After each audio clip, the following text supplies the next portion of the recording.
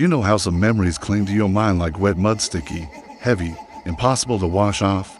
This one has lived in my head for years, and even now, when I drive past any lake after sunset, I feel the same cold tremor crawl up my spine. My brother and I used to fish everywhere: creeks, ponds, private lakes, places we had no business being at. We weren't troublemakers, we just loved fishing more than anything. And to us, the quiet, hidden spots always felt better than crowded docks with loud tourists. There was this lake deep inside the woods outside our town in Oregon.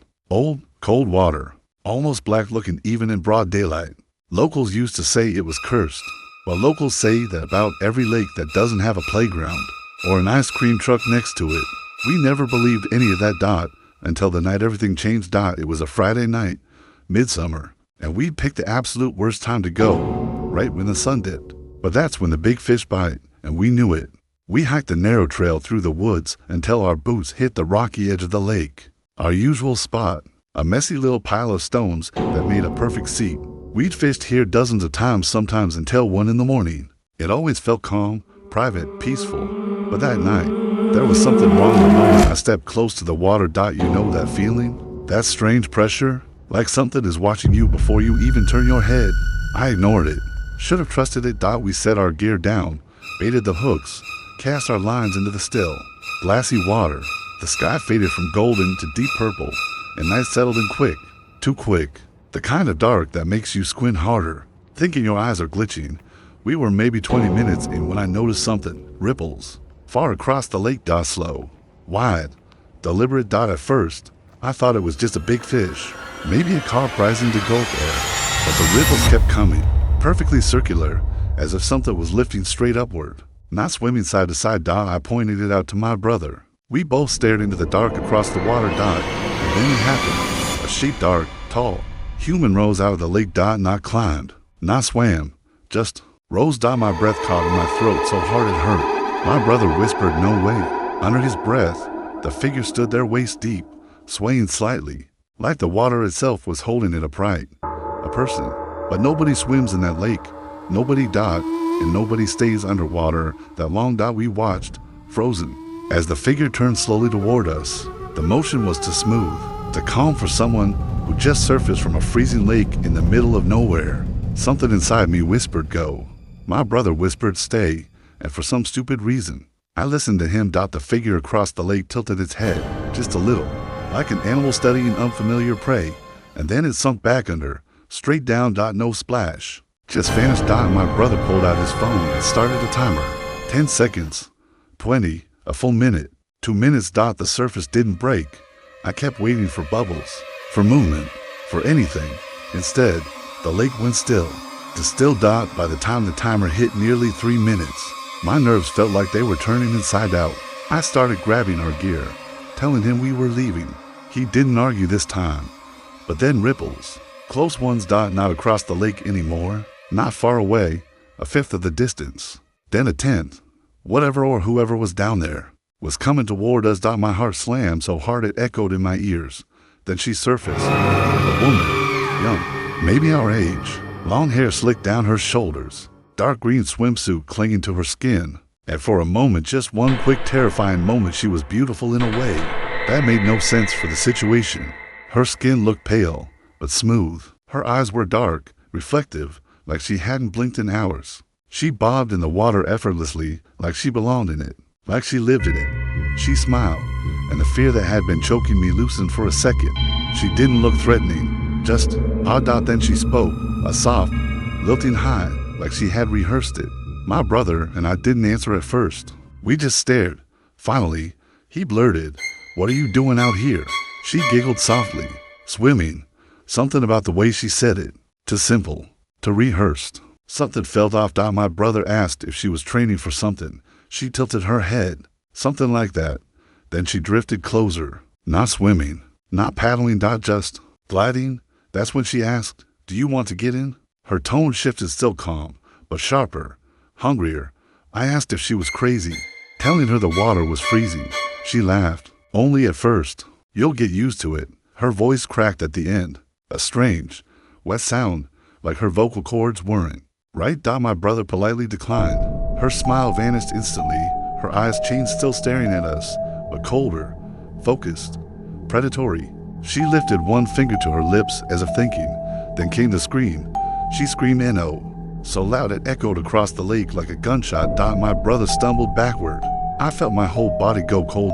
She kept screaming, demanding we get in. Then she started shrieking. Not human screams, animalistic, painful, wrong. We grabbed our stuff and bolted. She continued shrieking behind us as we ran through the woods, the sound following us long after we lost sight of the lake. Even when we reached the car, I could still hear her screams in my head. My brother called the police while we drove away, but we didn't wait around for them. We were too terrified to stop. We never saw her again, but we went back to that lake eventually. Curiosity is a dangerous thing. Each time, a part of us hoped she'd surface again, and each time, she didn't. As years passed, I realized something. That night wasn't creepy. It wasn't a weird lake encounter. We saw something we weren't supposed to see, and I don't think she was swimming. I think she was waiting. Some people say the scariest part of fishing is hooking yourself, falling into the water, or getting caught in a storm. I wish that were true, because what happened to us the night at Pike Hollow Lake wasn't weather, or wildlife, or anything alive in the way you and I understand the word. It was something that watched us, something that followed us. Something that didn't belong in water at all. My cousin Tyler was visiting from Arizona that summer. He was always bragging about how he caught bigger bass back home. So naturally, I wanted to show him the one lake I knew was guaranteed to humble him, Pike Hollow. Locals called it the Dead Lake, not because of bodies, but because almost nothing lived there. The water was so still. People joked it looked like a giant puddle that hadn't evaporated in decades. But weirdly, the few fish that did live there, huge, old, PR-level catches. We had heard stories of 8 to 10 pounders being pulled out at midnight. So we planned exactly that, a late-night fishing trip, just the two of us. On my small aluminum boat. We arrived a little before sunset. The air felt heavy, like the lake was holding its breath. You sure people catch fish in this creepy-ass swamp? Tyler joked. It's not a swamp, I said, but honestly, it kind of felt like one. The trees hung low, roots exposed like skeletal fingers gripping the shoreline. The water had that thick, oily look to it, barely reflecting sunlight. We pushed the boat off the bank and started paddling. The lake was strangely quiet, not just peaceful quiet. I mean dead quiet. No frogs, no crickets, no birds, nothing. The only sound was our paddle slicing through the black water. And then I saw it, a ripple, a small one, then a second, larger one, right near the center of the lake. I pointed it out to Tyler. Probably a carp. He said, maybe. But carp don't move like that. We anchored the boat, baited our lines, and cast into the center. For about 15 minutes, nothing happened. Nothing pulled. Nothing nibbled. The silence was making my skin crawl. Then suddenly, EHUNK. My rod bent so hard I almost dropped it. Holy SH, you got one. Tyler yelled, grabbing the net. I reeled with everything I had. Whatever it was strong. Too strong. My palms burned against the grip.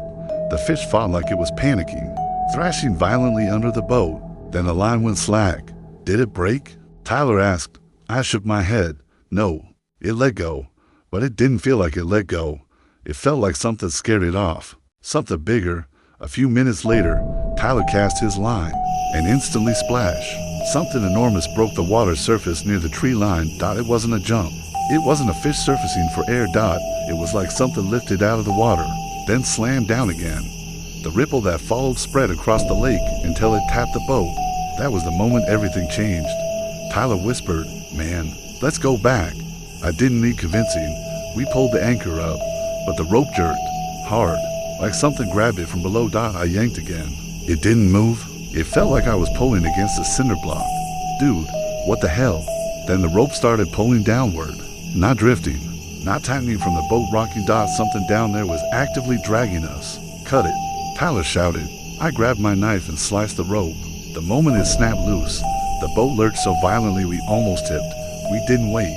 We started paddling back towards shore as fast as we could, but it followed us. I heard the first splash behind us, something large entering the water, not diving, emerging. I turned and saw it, a shape, big, tall, humanoid, walking, yes, walking, through the shallow side of the lake toward deeper water, following us like it had chosen us. Its head stayed above water, but everything below, ripples, bending, shifting like whatever it was, changed shape under the surface.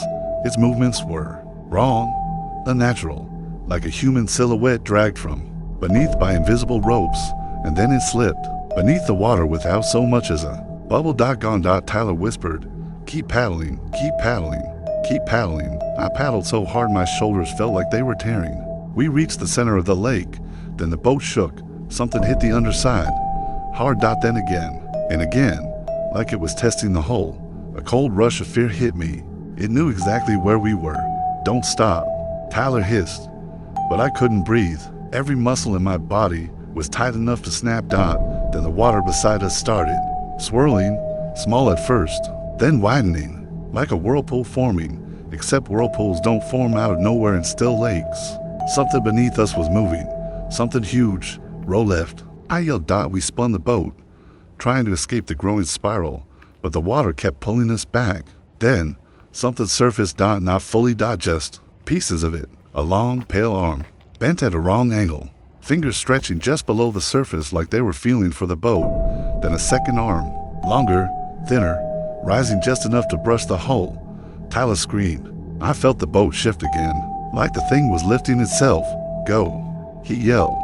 I paddled so hard I didn't feel my hands anymore. Somehow, I still don't know how, we broke free of the swirling water. We kept going until the shore was visible. The moment we hit land, we jumped out and dragged the boat halfway out of the dirt. We didn't look back, not until we heard it, a single splash, far out in the lake, but loud enough to echo. We both turned, the water still.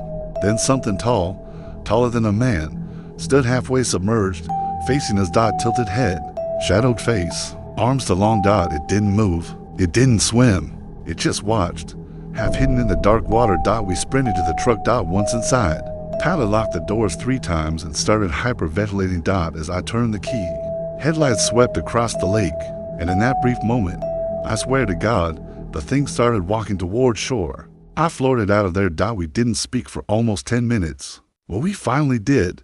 It was Tyler who broke the silence. What do we tell people? I didn't answer, because I knew the truth. Nobody would believe us. We didn't go back to Pike Hollow for a long time. But the weirdest part, 2 months later, a newspaper reported something disturbing. A boat, small, aluminum, like mine, was found drifting in the middle of Pike Hollow Lake.